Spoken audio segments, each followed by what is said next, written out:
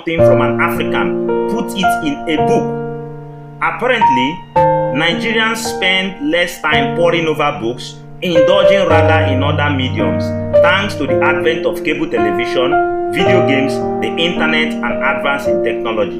The bookworms in our nation are a select few who are trying to make reading cool again. Did you hear what she said? So if somebody as prominent as Chimamanda can say this, which I remember one time she was interviewed somewhere and they said, somebody said, "Does Nigeria have libraries?" and she was offended. I got this from a Guardian newspaper, I think 2014. You know, so to tell you, she has also seen it, and several people have seen it. But who are those that have come out and said this thing is not good for our development, it's not good for our civilization? I'm one of those people, by the grace of God, who is like the voice of one in the wilderness.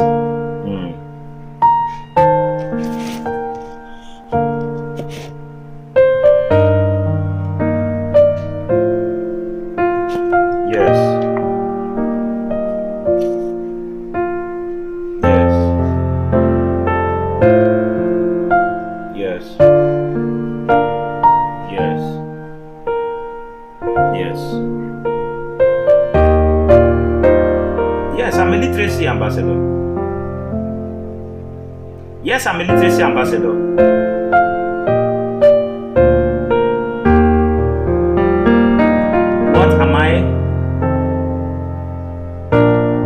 What am I grateful for in this journey? Oh, so far, yes, one thing I'm grateful for is that the awareness is trickling in. Yes, the awareness is trickling in. Our efforts have not gone unrecognized.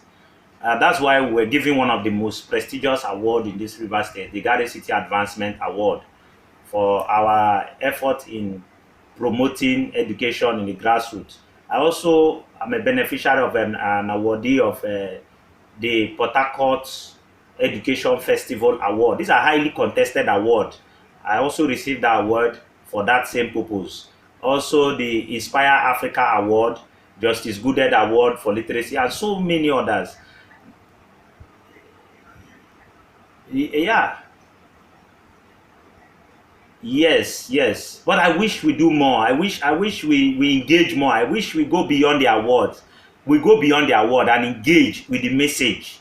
We should engage with the message. You know, it's not enough for someone to say, "Wow, that guy's doing a great job, he's trying." But let's come together. Let people come and say, let's sit down on the table and say, "Come, this thing this guy is saying, how do we actually bring it, scale it up? This guy is just giving us a glimmer of hope. How do we scale it up so that it will spread, it will go round, it will have a visible, much social impact, more rippling effect?"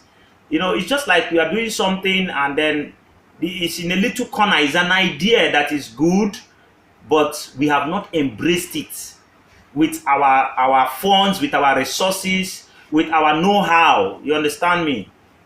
We have embraced it in our mind, as in terms of accolades. You are trying, you are doing a good thing, but there's this collectivism where people come together and say, how do we drive these things? Now, there's also this challenge of, there are people who are somewhere saying, well, my children go to good schools, they have very good libraries in their schools, so I don't really connect with what this guy is saying. But excuse me, in a society there is weak and there is strong, and every society is as strong as its weakest link. So the people you don't help to get that quality education, they are the same people you will find that you want to recruit in your offices. And tomorrow you complain that Nigerian graduates are uneducable, or they cannot work as much as you want them, even after going through the 4 walls of the university.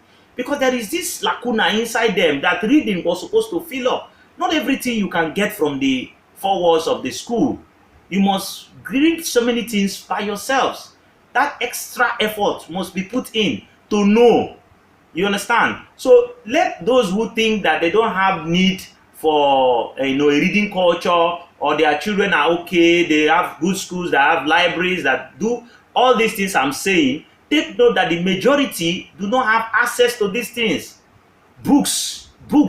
I'm living in an environment, I set up my project in an environment where children go to school, including me when I was going to secondary school. I didn't even have one textbook, not even a notebook.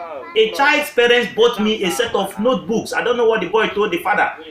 That, look, there's this brilliant boy in my class that is doing so well, doesn't even have notebooks. That was how poor I was.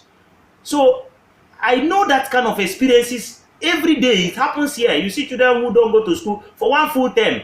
When my library is open and accessible to them, they come here from morning till evening. Now ask them what's happening. They say, my mother don't have money for me to go back to school. And what are we talking about? We're talking of 5,000. We're talking of 10,000 naira.